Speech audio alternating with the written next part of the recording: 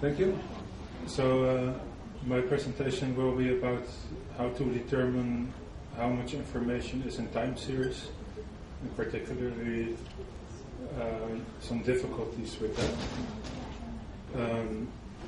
So for example, we can ask how much information is in this discharge time series that we took in our field site. Why would we want to know this? It's important for model complexity control, so you want to balance your amount of information with your complexity of your model. And also, for example, for sensor network design, like you want to see if a sensor gives a lot of information or not, and where you can obtain most information, which sensors to keep, which sensors to replace.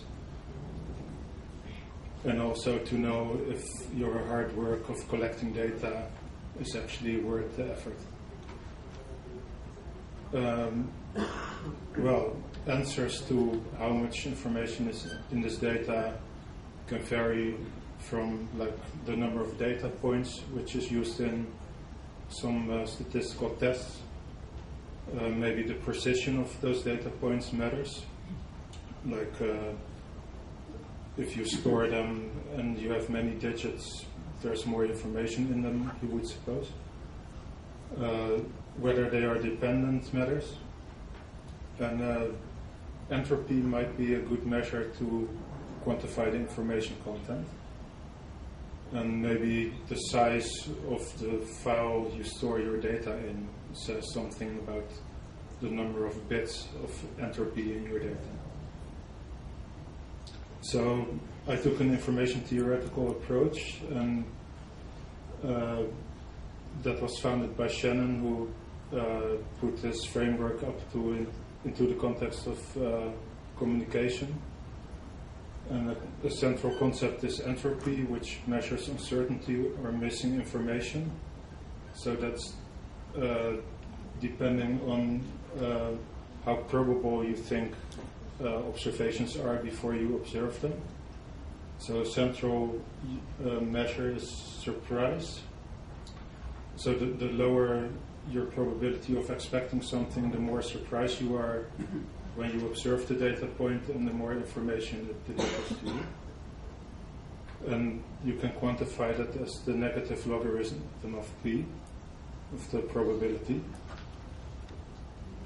So entropy is basically a measure of the expected surprise, given that you know the marginal frequency of your process and you observe values from them. But then you can wonder if those probabilities should be based on frequencies, or it's actually a subjective probability. And I think a Bayesian view to this is the most sensible. So basically, information content is also subjective to how probable you think something is before you observe it. And there's many ways of quantifying your beliefs. So one of them is based on frequencies, and that has a very strong connection to data compression. So basically, if you compress a file, the file size of your compressed file will be not bigger than the entropy, so the information content of your data. And you do that by, for example, if you have non-uniform frequencies of these possible observations, you choose binary codes, and you choose the shortest codes for the most frequent data points. And then the expected code length will be, like in this case, it's 2 characters per observation. But if you apply these codes, and I put them in the same font width, you see that you can compress it a bit. And that follows from Kraft inequality, which says that if you have codes which should be uniquely decodable, which means that no code can be the prefix of another one. So if I choose 0 as a code, I can not have longer codes that start with 0. Then, in this case, A is 2 with the alphabet size. So 2 to the power of the length of all these codes, they add up to 1. So you can see them as equivalent to probabilities. And that's exactly the probabilities that your observations should have that you assign those to. Well, that's not all you can use for compression because, as I said, the probabilities are subjective, so just using the frequencies to assign the code lengths is not optimal. You can actually, for example, if I leave out this value, your guess of probabilities for the missing value will be better than just the marginal frequency because you see patterns. So the second way to compress is use patterns that you see in the data. And basically the definition of a pattern is something that you describe in a shorter way than the original. So one way to compress data is to first look for patterns, describe them in some language that is shorter than the data itself, and then describe the deviations from these patterns with some entropy kind of coding. So you can see it basically description length, you can see it as a language you describe data in, and the shorter you can describe something, the less information it contains. What I showed with choosing short codes for frequent things, that's like the equivalent of a grammar with only nouns. So you just have a word for everything that can occur. But in more complex languages, you can also say, like, in my rainfall series, there's now 100 zeros, and that sentence was a lot shorter than if I would say 0 100 times. So one way to use one good language to study compression is the binary language of computers, which, thanks to Alan Turing, we know that you can describe the entire mathematics in terms of binary computing. And a computer can compute anything that's computable in general. So then these guys came up independently with algorithmic information theory, which basically says the information in data is the size of the shortest computer program that you can write to reproduce it. And there's many connections with probability also. So, of course, if you describe a computer program, then maybe in one language it's more efficient than in another.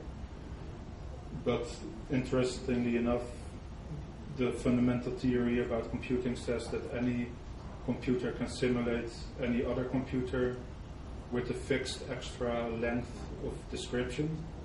So you can tell your iPhone to simulate an Apple II, and then that program has a fixed size, and then you can run anything that the Apple II can run.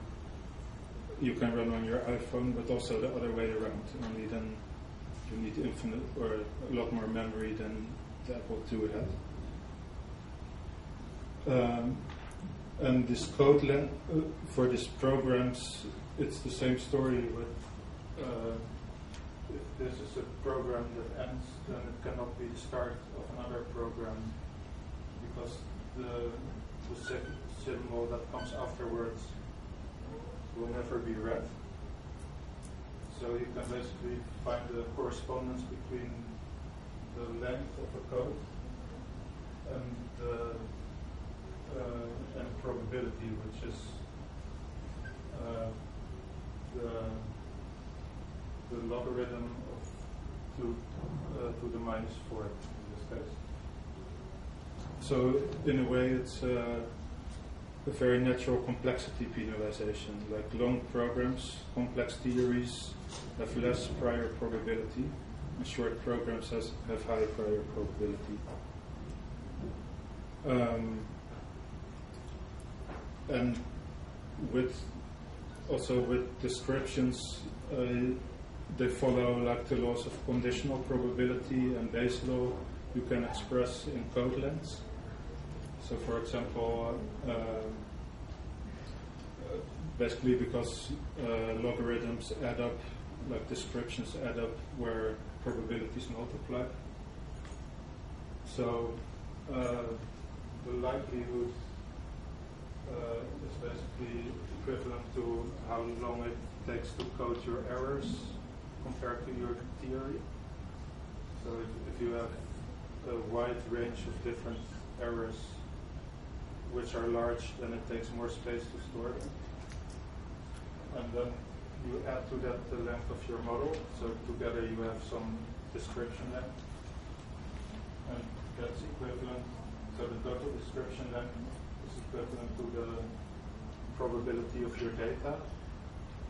And that's again related to its information content, because less probable data is more surprising, has higher information content. And you can split that into the prior probability of your model and the likelihood, like probability of your data given your model. So basically, we've solved the problem of information content. It's just the shortest program that can reproduce your data.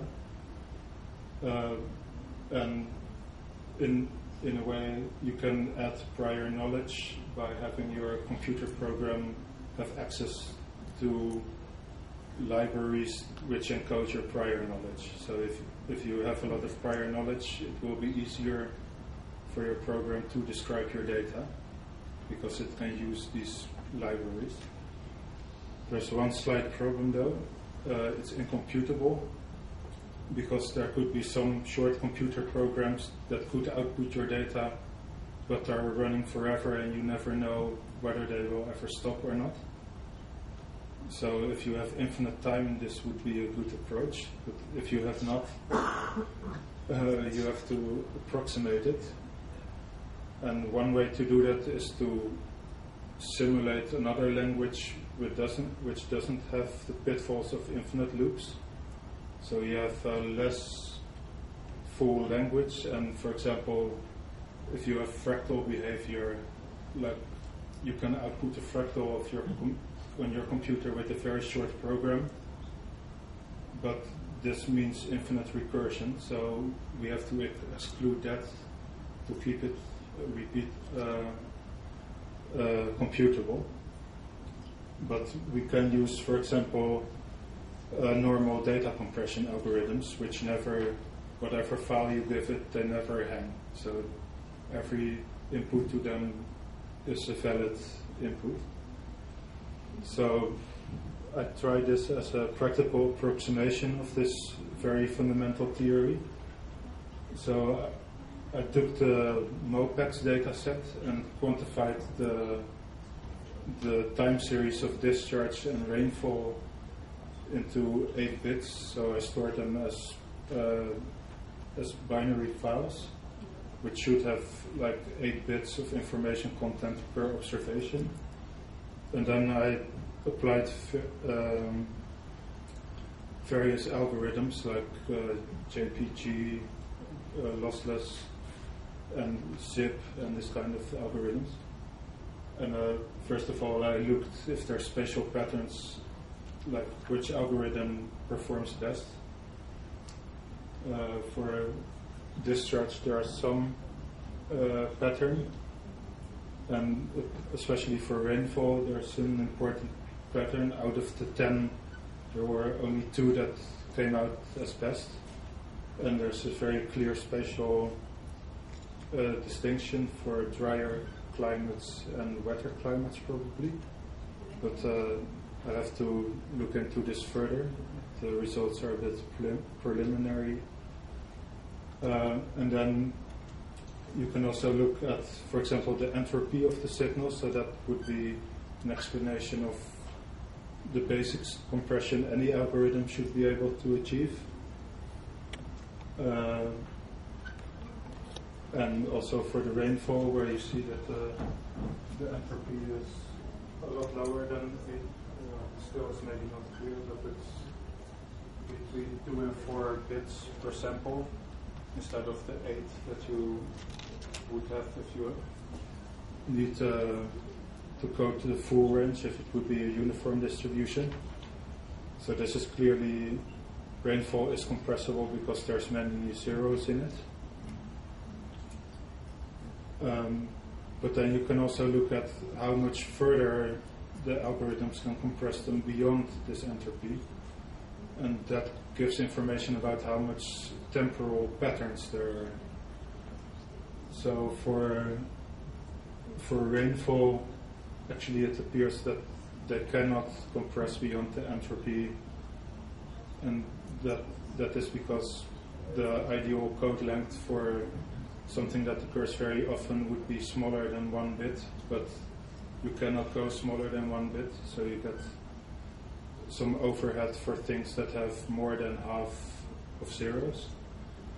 But and we can see that if we plot the best compression against the percentage of dry days, it's a very clear fit.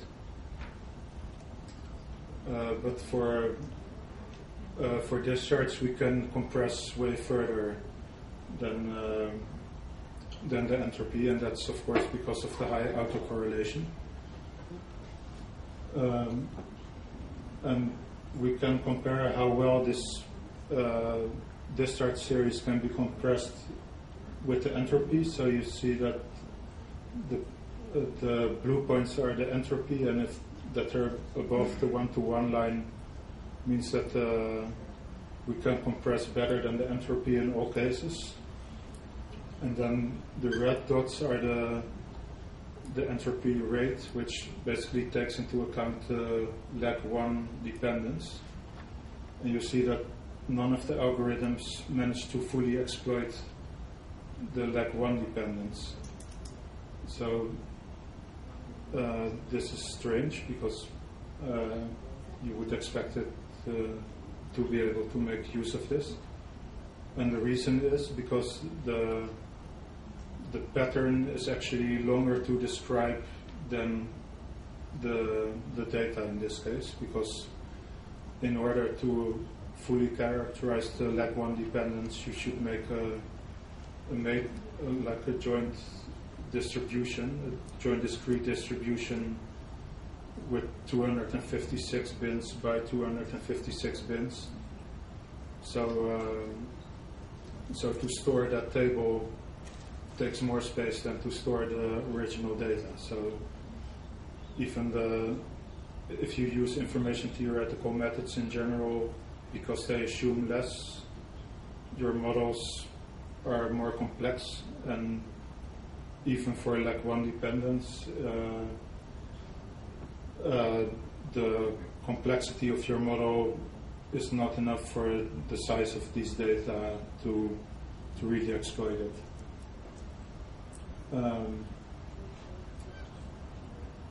So model complexity is an important issue, and that makes it in a sense subjective, because if we ask what is the information content of this data, then one answer would try to infer the model from that same data, and then you have to store it, and then you can find a fairly objective estimate of information content. But if you consider the model as prior knowledge, then you shouldn't count it to your description length. So in a way, information content becomes dependent on prior information. And the other way around, if you really say that you have hydrological theory or prior information about hydrological processes, you should be able to prove it by building hydrological compression algorithms that outperform general compression algorithms.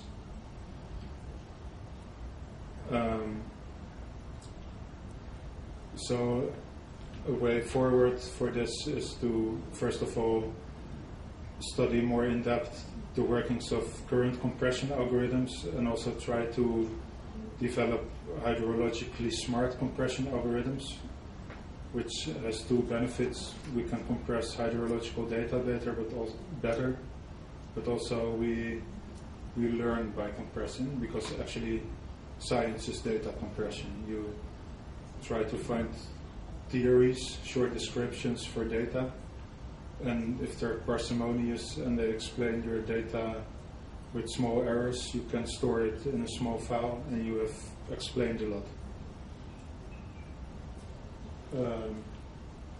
So I think there's room for studying compression and trying to apply prior knowledge into it. Thank you.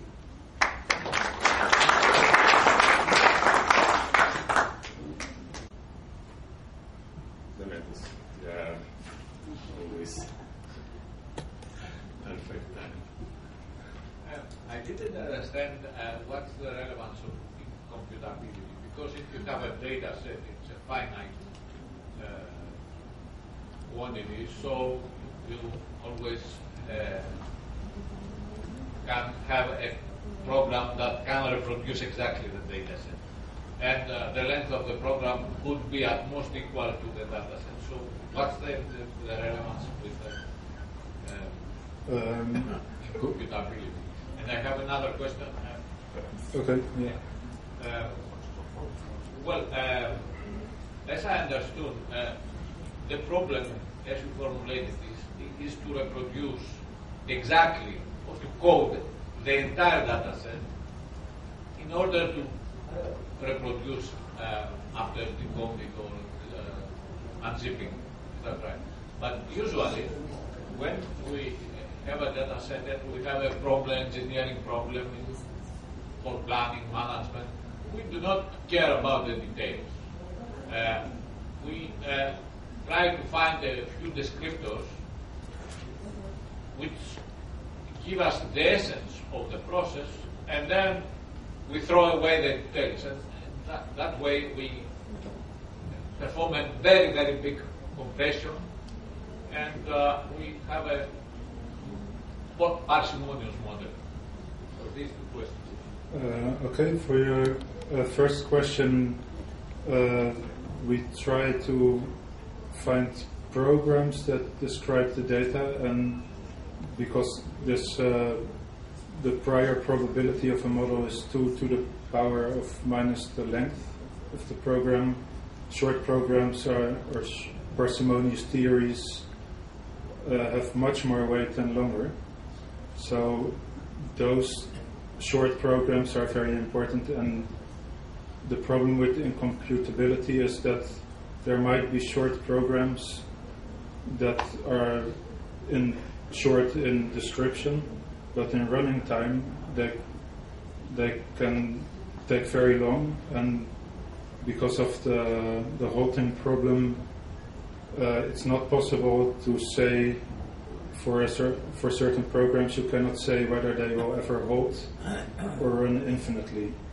So that a very simple theory in terms of description length could be a very viable one because it has a high prior probability, but you might need to wait forever. But there is ways to approximate it by penalizing for running time. So then it's not the ideal theory anymore, but it's a theory that gives the best result given finite computational resources. The second question, in a way, I did disregard the detail a bit by quantizing it into 8 bits, and that could also be a way forward to use like lossy compression algorithms, like for example JPG for pictures. It uses wavelets to filter out the higher frequencies, if you will. And for the eye, the difference is barely visible, but you can achieve much higher compression. So that's in a sense what we look for to look at the essential part, but then you run into the question like what you call signal and what you call noise. But yeah, in the end, if you try to do lossless compression all the way, you run into problems because your description will get so long that because you need to model every noise, and it's not helping very much. So I think. Okay.